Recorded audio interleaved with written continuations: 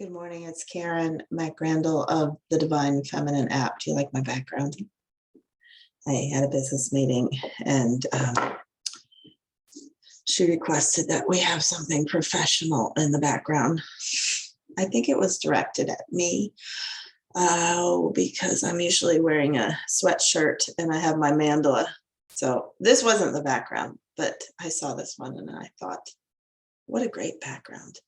Anyhow, I have been having this feeling lately that I have pretty much come full circle. When I started the Divine Feminine app back in 2016, my passion was to create small, casual circles. And over the years of having the app, it has been a fantastic way to meet women doing this work all over the world. It's been incredible. And I feel incredibly fortunate to have friends that regularly blow me away with their strength, their inspiration, their wisdom. Yes, incredibly fortunate. So at the same time, I'm kind of always amazed that most of these women do not have a regular circle. And yes, I know we've been going through COVID for the last, I realize it's only a year and a half. I said 2.5 years because it feels like that. But, I never stopped my circles. When I was in Illinois, when COVID started, and what we did is we went outside. It was only 2 other people and we were very careful. We were 6 feet away. We didn't touch anything and we went outside. Sometimes we were cold, sometimes we were wet, but it was awesome and it kept my sanity.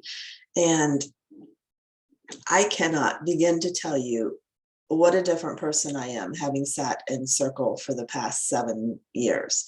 And by circle, what I mean, and I in the comments, I'm going to give a link about the guidelines that I follow. But to me, it's not something that I spend a whole lot of time planning. These days, I don't plan at all. I do spend the morning of circle. I prepare the space. I do some prayers. That it's a meditative process where I ask to be able to listen to what is needed to help people who come find what they need, to help me find what I need to listen. But then that's it. It's not a party that I have to plan for. I don't do food. I don't have everything planned out. I jot down a few ideas and then I ask other people to contribute. And my main function is to hold the rim, to try to follow those guidelines, to keep it balanced, to keep everybody contributing. And sometimes I've sat in circles that are more social, and that's great, has its place, but I personally don't get as much from that. To me, a sacred circle, and I no longer say women's circles because I invite men into the ones that I have. And there's really only, well, there's a few, but there's one friend of mine that comes and he's awesome. He gets circles. So he's really, he is a circle person. So, it doesn't have to be gender. And I could pretty much feel I could say anything in front of him that I could in front of a woman. So, anyhow, but that, I understand still wanting a woman's space, that I understand that, and that's completely up to you. But to me, what makes a circle is that you have a set aside spot that is quiet, uninterrupted, that there is a center focal point of beauty, that you involve the senses. So you involve the senses through music, you involve the senses through smell, incense, you involve the senses through beauty. And then you limit chit chat. That's a big one because we spend so much of everyday life in small talk and chit chat. And yeah, great when you get there and get everybody comfortable. But then after that, when you start the circle, there's nothing wrong. And there is something very, very powerful sitting with other people in silence.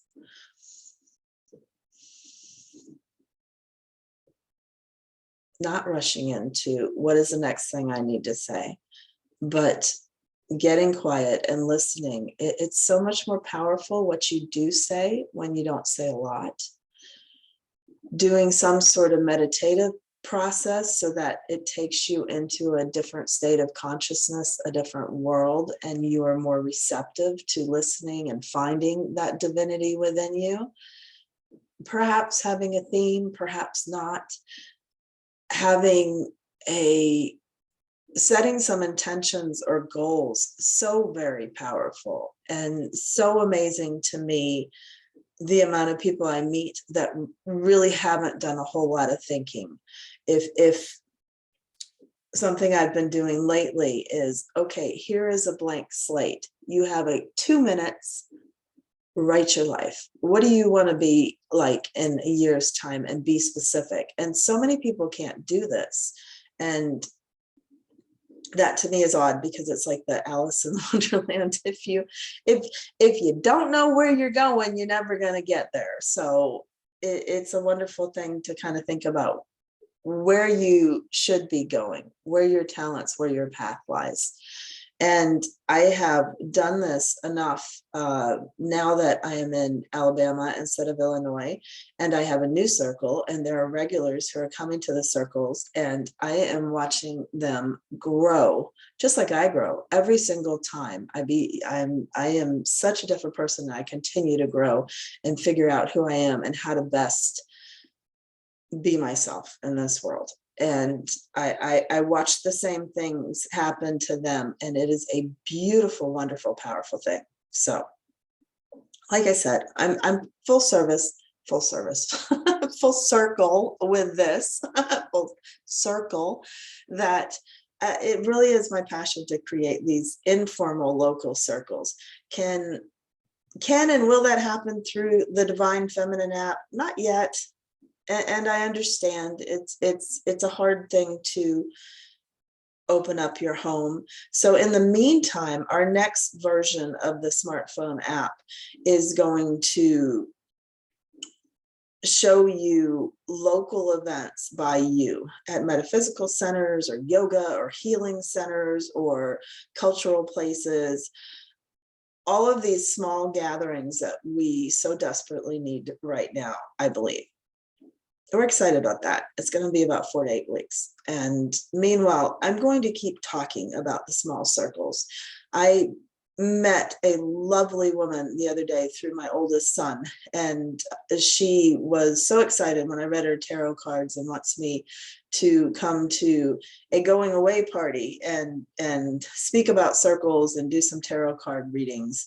And she said, all of my friends are spiritual. These are women in their 20s.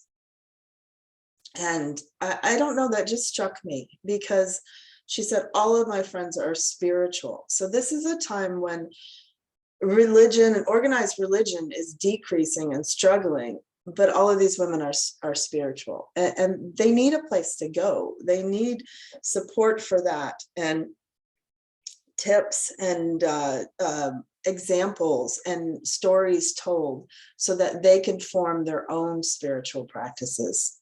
It's so important. I told somebody the other day, it's like getting your oil changed on your car, or eating healthy food, or exercising. You have to take care of your soul too. Anyhow, that's it. Have a good one.